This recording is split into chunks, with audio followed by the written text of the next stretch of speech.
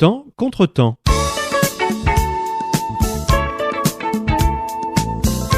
Une émission de Canal Académie.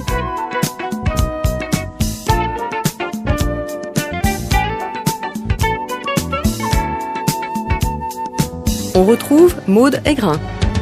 Bonjour, pourquoi autant de malentendus autour du libéralisme? Pourquoi autant d'idées reçues et même parfois d'idées fausses autour de la pensée libérale? Une pensée qui pourtant a démontré son efficacité, que ce soit au niveau politique ou au niveau économique. Bref, pourquoi nombre d'intellectuels semblent rejeter par principe le libéralisme? Cette question, pourquoi les intellectuels n'aiment pas le libéralisme, c'est le titre de votre dernier ouvrage, Raymond Boudon, paru aux éditions Odile Jacob. Et donc cette émission, Temps contre temps, vous reçoit. Raymond Boudon, bonjour. Bonjour. Alors vous êtes membre de l'Académie des sciences morales et politiques, vous êtes également professeur émérite à la Sorbonne. Et comme le veut le principe de cette émission, pour vous répondre et pour discuter avec vous, un doctorant, Laurent Tessier, bonjour. Bonjour. Alors vous achevez actuellement une thèse de sociologie sous la direction de Raymond Boudon, une thèse consacrée à la sociologie du cinéma et de la fiction. Précisément, je vais donner son titre, Succès et représentation à vocation collective, le cas des films de fiction américains traitant de la guerre du Vietnam. Alors, les présentations sont maintenant faites et avant toute chose, je pense qu'il convient bien sûr d'éviter certaines généralités malheureuses et donc de souligner que tous les intellectuels ne sont pas hostiles au libéralisme.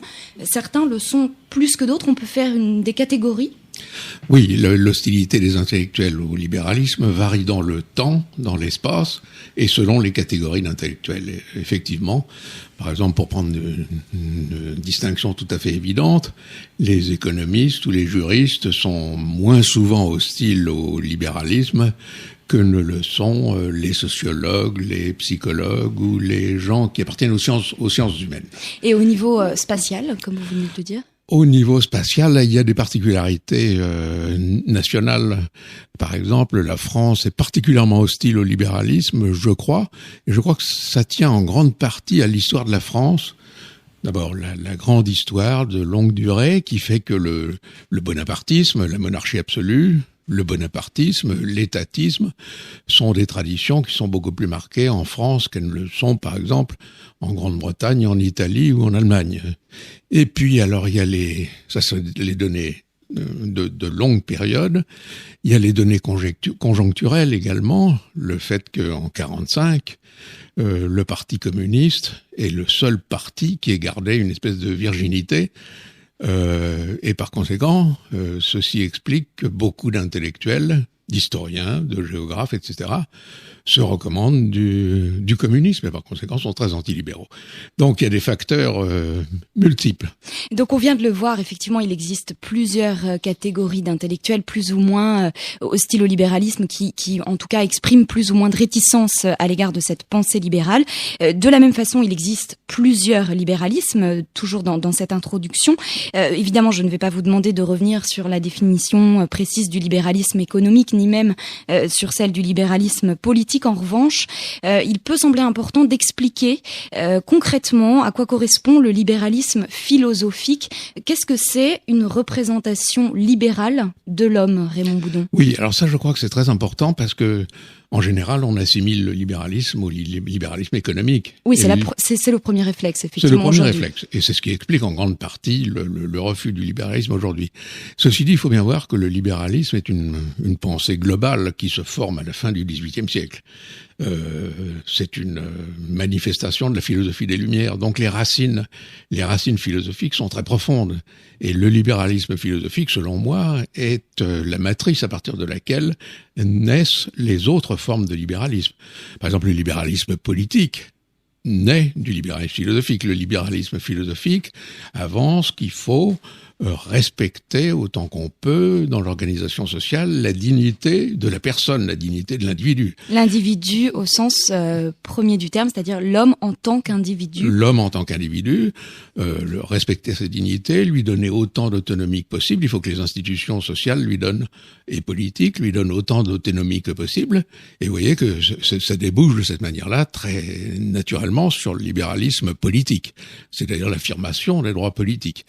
De même, à partir de l'affirmation de la valeur de la personne, de la valeur de l'individu, s'affirme également du côté de l'économie l'importance sociale de la liberté d'entreprendre, et vous avez le libéralisme économique. Et alors à l'inverse, quelle est la représentation que la pensée illibérale se fait de l'homme? Comment est-ce qu'elle le conçoit? Ben, je crois que c'est un petit peu une image, c'est la thèse que j'ai essayé de soutenir, c'est une espèce d'image négative du libéralisme, c'est-à-dire que le libéralisme explique que l'individu, le respect de la dignité de l'individu, etc., représente en quelque sorte la valeur fondamentale. Il explique que l'État ne doit pas trop intervenir dans les affaires de la société, dans les affaires de la vie politique. La pensée libérale, à l'inverse, a tendance à donner à l'État une sorte de toute-puissance. En ce qui concerne l'organisation de la société, les libéraux, le libéralisme, voient la société comme un système très compliqué de relations, d'interactions entre les hommes. La pensée illibérale simplifie beaucoup les choses, et très souvent, dans ses formes les plus exagérées, le Marx, ce que j'appellerais le marxisme dégénéré, parce que Marx est beaucoup plus compliqué que ça, on a tendance à dire que la société se compose de deux classes, une classe dominante, une classe dominée. Vous voyez. Donc sur tous les sujets, il y a un petit peu la tradition, il y a deux traditions qui s'installent, la tradition libérale, et puis une tradition qui est inversée par rapport à la tradition libérale en ce qui concerne la représentation de l'homme. Et vous dites d'ailleurs très bien dans votre livre que la pensée en tout cas les intellectuels qui s'opposent à cette pensée libérale voient l'homme comme un être soumis à des forces que vous dites sociales, culturelles, et non pas comme un être doué de raison. Ce distinguo est vraiment autour de un côté un individu raisonnable et de l'autre un individu soumis à des forces qu'il ne maîtrise pas. Oui, ça je crois que c'est très important. L'homme de la philosophie des Lumières et du libéralisme, c'est un homme qui a des désirs, des intentions, des objectifs, et qui grosso modo s'efforce d'employer les moyens qu'il estime les plus appropriés pour les atteindre. Donc l'intentionnalité, la rationalité sont les paramètres essentiels de l'homme, de la philosophie des Lumières ou du libéralisme. Si vous prenez le marxisme, c'est l'inverse. C'est l'inverse en ce sens que la notion de fausse conscience, qui n'est pas de Marx, mais qui est de Mehring, mais peu importe, mais indique que l'individu est aveugle sur lui-même et qu'il est en fait mu par des forces sociales. La psychanalyse, qui s'est développée complètement indépendamment, dira la même chose. Là, il est mu par son inconscient. Il est mu par son inconscient. Et alors, le fait de s'inscrire, enfin, en tout cas, de croire comme cela, que l'homme est soumis à des forces, ça permet finalement, et ça, vous l'expliquez très bien dans votre livre, ça permet aux intellectuels de s'attribuer un rôle primordial, un rôle très important qui est celui finalement d'éclairer le sens commun, qui lui n'est pas capable de le faire tout seul puisqu'il est soumis à des forces, et de donner des grilles d'explication. Laurent Tessier, est-ce que vous pensez vraiment que ces intellectuels ont ce rôle de critiquer la société, de donner des grilles d'explication, et qu'ils s'en réclament aujourd'hui? Oui, encore aujourd'hui, absolument, il y a ce rôle de critique qu'on voit très bien dans tous les mouvements dits altermondialisation, type attaque ou et ce qui me semble intéressant et ce qui me semble intéressant dans la formulation donc de la question donc pourquoi les intellectuels n'aiment pas le libéralisme, enfin le formuler comme ça de manière négative, c'est que justement ces mouvements ne se réclament plus aujourd'hui d'une grande idéologie globale qui serait censé remplacer le libéralisme. On a affaire à une sorte de rejet pur, c'est-à-dire tout se fonde, et je dirais ce qui rassemble tous les groupes altermondialisation, c'est le refus, le rejet en premier, et c'est pour ça que dire pourquoi les intellectuels n'aiment pas le libéralisme, plutôt que, comme on l'aurait fait autrefois, se demander par exemple pourquoi ils aiment le marxisme, ça c'est plus vraiment la question. Là on est vraiment dans le rejet pur qu'on peut voir dans des mouvements type Stop la pub ou des choses comme ça, où ce qui est exprimé en premier, c'est le rejet. Le rejet, la critique, et selon vous, pas de solution donnée dans le même sens ou... Non, et je pense... Une critique qui s'arrête à la critique, mais qui ne va pas jusqu'à la proposition de solution? En tout cas, il y a peut-être pour l'instant une espèce de bouillonnement comme ça, des petites solutions qui sont proposées, mais on n'a plus deux grandes idéologies, le marxisme et le libéralisme, qui seraient opposées l'une à l'autre. Très bien. Alors, ces idées illibérales, donc on vient de le voir, offre aux intellectuels qui s'en réclament un rôle important, celui d'éclairer l'homme, le sens commun, la population. Ça leur donne également des clés pour expliquer les inégalités qu'ils observent aujourd'hui dans nos sociétés. Alors Raymond Boudon, dans votre livre, vous utilisez beaucoup ces inégalités, vous vous appuyez dessus, vous en donnez notamment 2 exemples très précis, celui de l'inégalité des chances et celui des inégalités nord-sud, contre lesquelles justement les mouvements altermondialistes essaient de s'élever. Pour vous, les intellectuels qui n'aiment pas le libéralisme voient justement dans le libéralisme la cause de ces inégalités, alors que selon vous, Raymond Boudon, c'est parce qu'on s'est éloigné du libéralisme que ces inégalités sont nées. Est-ce que vous pouvez revenir sur ces 2 exemples ? Dans bien des cas, effectivement, c'est ce qui se passe. C'est parce qu'on n'est pas assez libéral et que les inégalités s'installent et se renforcent. Alors l'exemple que j'ai pris ici et que je crois est assez parlant, on parle beaucoup des inégalités nord-sud. Et c'est un problème très important. Les inégalités nord-sud, personne ne peut les accepter. Il faut les combattre. Encore faut-il trouver les bons moyens pour les combattre. Et dans certains cas, il y a des moyens très simples, difficiles à mettre en œuvre, mais très simples à formuler, qui appartiennent au registre libéral. Je pense par exemple à ces mesures protectionnistes qui sont actuellement utilisées par les États-Unis en matière de coton. Tout le monde sait que si les États-Unis et si l'Europe aussi, mais dans une moindre mesure, avaient une autre politique agricole, si elles renonçaient à avoir une politique agricole protectionniste, eh bien dans ce cas, ça changerait du jour au lendemain la situation, les inégalités entre les pays européens et certains pays producteurs de coton, par exemple, comme le Burkina Faso. Enfin, ça, on le sait. Alors simplement, actuellement, les mesures protectionnistes sont telles que les gens du Burkina Faso fabriquent un coton qui en plus est meilleur que le coton américain parce qu'il est récolté à la main, par conséquent il est plus propre, mais ils n'arrivent pas à le vendre en raison du protectionnisme américain. Alors voilà, on a là un exemple parlant du fait que ce sont des mesures illibérales qui ont engendré les inégalités. Sur les inégalités scolaires ? Les inégalités scolaires, c'est un petit peu la même chose, c'est-à-dire que comme on a raisonné à partir, l'enfer est pavé de bons sentiments. Alors, raisonner en termes d'égalité, ça, tout le monde est d'accord pour dire que l'égalité des chances scolaires est un impératif. C'est-à-dire, toute démocratie est censée favoriser l'égalité des chances. Ceci dit, la question est de savoir comment la favoriser. Et alors, les mesures qu'on a prises sont des mesures apparemment de bon sens et qui tombent sous le sens, mais qui sont en fait contre-productives. On a supprimé les sanctions, on a cassé le thermomètre, on a allongé le tronc commun, on a pris toutes sortes de mesures visant à ce que tous les élèves aillent dans l'enseignement général. Le résultat, c'est quoi ? C'est un délabrement des systèmes d'enseignement et c'est un taux de chômage insupportable des jeunes diplômés. Mais en quoi ces mesures que vous venez de décrire s'opposent à la théorie libérale ? Parce que ou s'en éloignent tout du moins. Parce qu'on a raisonné en termes de variables abstraites et pas du tout en termes de motivation individuelle. On a oublié l'individu dans l'analyse. On s'est dit simplement si on casse le thermomètre, normalement, les indicateurs d'inégalité devraient tomber, ce qui était complètement faux. Et à l'époque, quand j'avais travaillé sur ces questions-là, je m'étais aperçu du fait, par exemple, que les universités anglo-saxonnes, qui sont sélectives et on décrit très souvent comme des universités vendues au capitalisme, si l'on peut dire, très inégalitaires, sauf que si l'on regarde les chiffres, en dépit de ces phénomènes de sélection, les universités anglo-saxonnes sont plus démocratiques, c'est-à-dire que la liaison entre l'origine sociale et le niveau scolaire atteint par les individus est plus faible dans les pays anglo-saxons, l'était en tout cas. Je ne sais plus maintenant, mais l'était, ça c'est une donnée que personne n'a voulu voir. Temps contre temps reçoit Raymond Boudon, sociologue et philosophe, ainsi que Laurent Tessier, doctorant en sociologie. Avec eux, nous tentons de répondre à une question essentielle. Pourquoi les intellectuels n'aiment pas le libéralisme ? Question qui est également le titre du dernier ouvrage de Raymond Boudon paru aux éditions Odile Jacob. Nous nous retrouvons après une pause. Bonjour, c'est Hélène Renard. Je vous invite tous les jours sur Canal Académie pour l'émission Au fil des pages.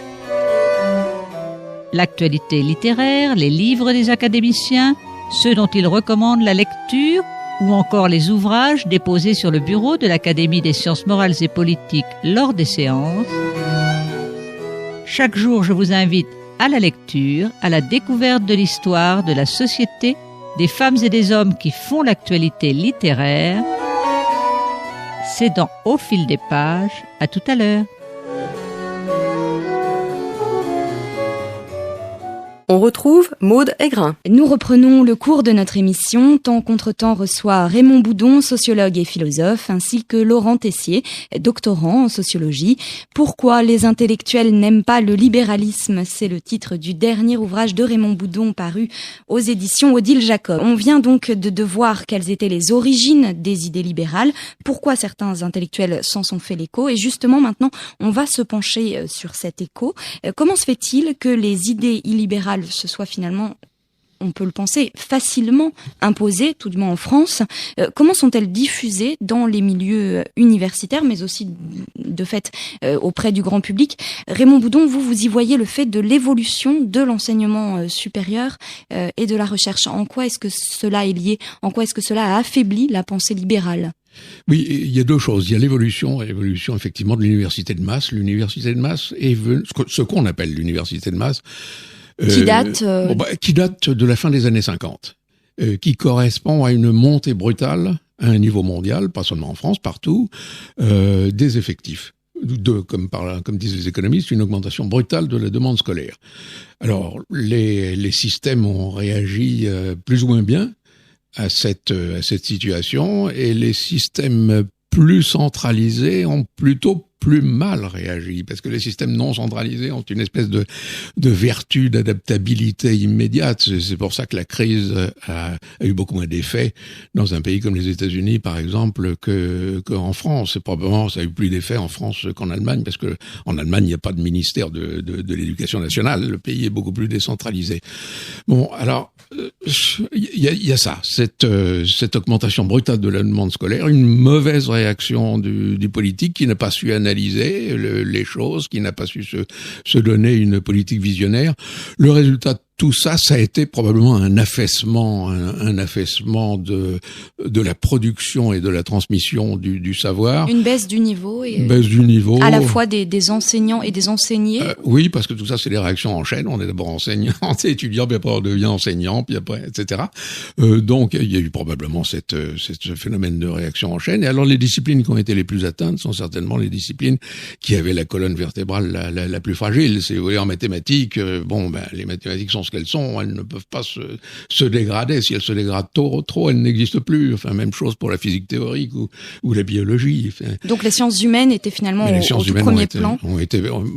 Et d'autant plus que il s'agissait de sciences humaines plus récentes. Enfin, la psychologie, la sociologie, qui sont des sciences assez récentes par rapport à l'histoire, la géographie ou la philosophie, ont probablement été plus atteintes. Si vous voulez. Et alors, les théories que vous dites difficiles comme le libéralisme sont du coup moins enseignées. Laurent Tessier, vous qui appartenez à cette université d'aujourd'hui, est-ce que vous avez cette impression que certaines disciplines, ou tout du moins certaines théories jugées plus difficiles que d'autres, notamment le libéralisme, c'est vrai que la théorie est compliquée, est moins enseignée ou moins volontiers enseignée? Je dirais que dans le cadre de la sociologie, ce qui est toujours difficile, c'est d'éviter, même pour les étudiants les plus jeunes, de tomber dans le sociologisme. C'est-à-dire d'avoir des élèves qui, pour tous les problèmes, vont dire c'est la faute à la société, ou des choses de ce goût-là. Mais effectivement, je vois bien dans les enseignants autour de moi que c'est plus facile, d'un certain sens, pour des étudiants qui débutent en sociologie, de prendre certains théoriciens ou certaines explications qui proposent des grosses explications macrosociologiques qui sont très facilement compréhensibles, et qui peuvent être dichotomiques et donc... Voilà, c'est ça, qui présente des grandes dichotomies, plutôt que, effectivement, le libéralisme, l'individualisme méthodologique, qu'on va considérer comme tout aussi intéressant, mais qu'on va pas souvent les enseignants vont pas vouloir commencer par là, parce qu'ils vont se dire que c'est plus fin, plus compliqué, qu'on y viendra après. Effectivement. Et est-ce qu'on y vient après, ou finalement, est-ce qu'on y vient de moins en moins? Alors, dans le cas de Paris 4, je pense qu'on y vient après, ça c'est sûr, on y vient même dès le début. C'est sûrement un cas particulier. Non, c'est intéressant, effectivement, je pense peut-être on pourrait faire cette analyse et se dire que les gens qui sont plus avancés dans le système universitaire, c'est-à-dire à partir du 3e cycle, commencent à s'intéresser à ces problématiques et qui dans l'université de masse, s'y intéressent moins avant. Moi, je faisais ce parallèle avec le domaine de l'économie. Je disais que c'était frappant de voir que finalement la majorité des économistes sont plutôt des libéraux, alors qu'inversement, la majorité des profs d'éco de lycée sont en majorité plutôt marxistes et plutôt de gauche. Donc c'est pareil, on est face à une dichotomie qui est un peu étrange entre le secondaire et l'université. Voilà. Et effectivement, tout à fait logiquement, si on l'enseigne moins, la demande d'enseignement est moins forte, et j'imagine que les étudiants qui débutent en sociologie ou en philosophie sont finalement moins demandeurs d'apprendre et de comprendre cette logique libérale. D'ailleurs, vous le dites très bien, Raymond Boudon, vous dites que à l'inverse de cet effort de compréhension, vous voyez émerger de plus en plus une montée en puissance du moralisme. C'est ce que vous appelez la naissance des belles âmes. Vous dites qu'à défaut de comprendre, il est plus facile de juger. Et là, est-ce que c'est pas un jugement justement un peu dur que vous faites à l'encontre des intellectuels antilibéraux ? Ah, les belles âmes, ça c'est Hegel. Enfin, c'est une vieille histoire.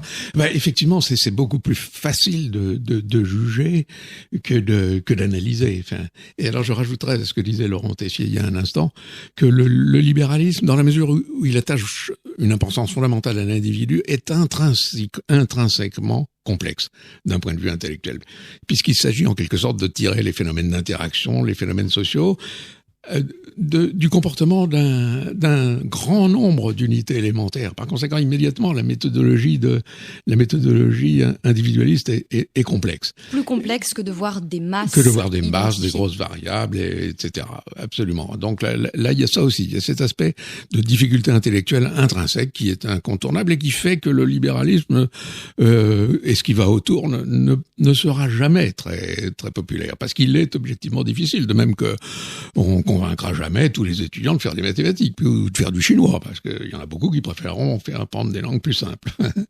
Donc cette montée du moralisme, vous l'observez comment au sein des universités et également notamment vous parlez beaucoup des médiateurs, on pense aux médias qui s'approprient ces thèses moralistes, qui sont faciles à finalement diffuser auprès du grand public. Comment vous observez un peu tout ça ?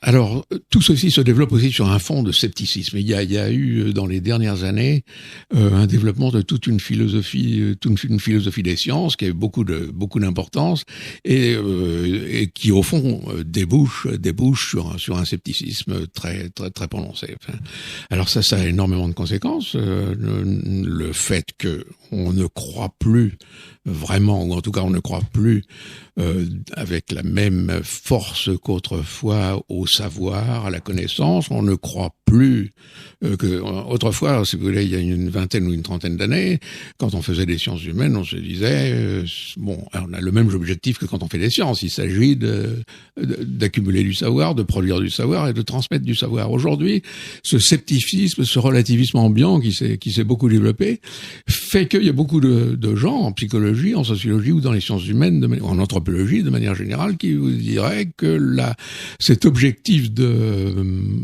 d'accumulation des connaissances, de production du savoir est un objectif illusoire. Enfin, alors à partir du moment où il y a cette espèce de scepticisme qui se développe sur la fonction production de la connaissance des sciences humaines, à ce moment-là, leur fonction critique tend à prendre davantage de force.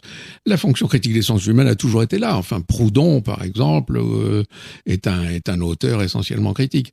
Mais tous les processus dont on vient de parler ont pour effet que le savoir comme valeur tente à être discrédité au profit des valeurs de critique et des valeurs morales. Et des valeurs morales. Et dans la poursuite de votre raisonnement, vous y voyez du coup l'émergence de théories utiles que vous opposez aux théories vraies. Alors est-ce que vous pouvez un petit peu réexpliquer cette différence entre une théorie utile et vraie, et puis on demandera à Laurent Tessier effectivement s'il est difficile de voir émerger des théories vraies ou s'il faut attendre le long terme que le réel, la réalité vienne sanctionner ces théories. Oui, c'est une idée un petit peu insolente de Pareto qui disait une théorie peut être vrai sans être utile, ou utile sans être vrai. Enfin, les 4 cas sont possibles. Utile, non vrai, non utile, non, etc. Et Pareto disait que très souvent, les théories qui s'installent, surtout dans les domaines où le contrôle de la connaissance est plus difficile qu'en physique, par exemple, il y a très souvent des théories qui s'installent plutôt parce qu'elles sont utiles, c'est-à-dire parce qu'elles sont utiles par rapport aux intérêts de certains groupes ou parce qu'elles répondent à une demande. Parce qu'elles répondent à une demande, soit matérielle, soit une demande intellectuelle. Et en ce sens, il y a toutes sortes de théories utiles qui se sont installées sur le marché, qui pour autant n'étaient pas vraies. Par exemple, par exemple, le marxisme, on a cru pendant très longtemps qu'on pouvait organiser les sociétés en les planifiant et que ça serait beaucoup mieux si elles étaient planifiées que si on laissait les forces anonymes des sociétés libérales se développer. Maintenant, on sait, mais il a fallu que beaucoup d'histoires passent et que le sang coule pour qu'on le sache. Mais aujourd'hui, c'est une vérité qui est admise. Les sociétés sont des entités beaucoup trop complexes pour qu'on puisse chercher sans dommage à les planifier. Et c'est ça la difficulté finalement pour déterminer si une théorie est vraie ou non, c'est qu'il faut attendre que le temps passe, que la réalité vienne sanctionner cette théorie.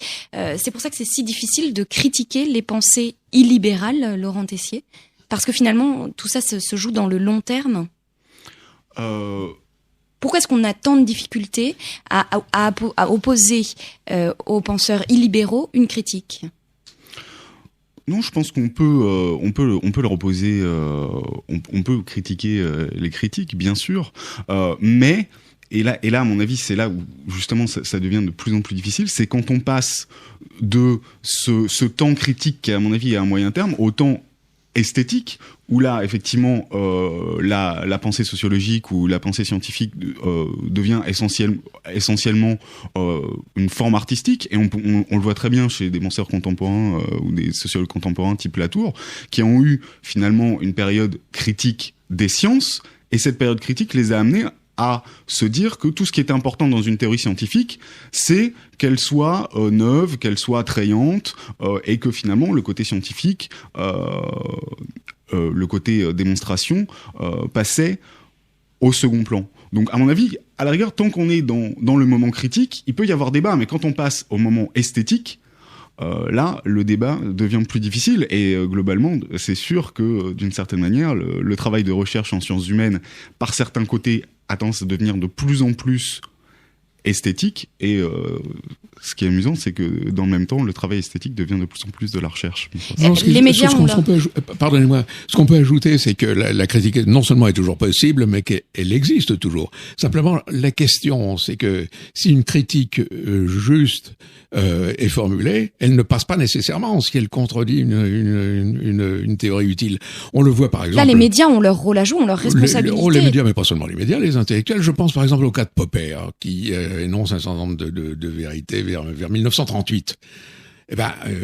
Dans le cas de la France, le nom de Popper ne dit quelque chose aux gens que beaucoup plus tard, environ 30 ou 40 ans après.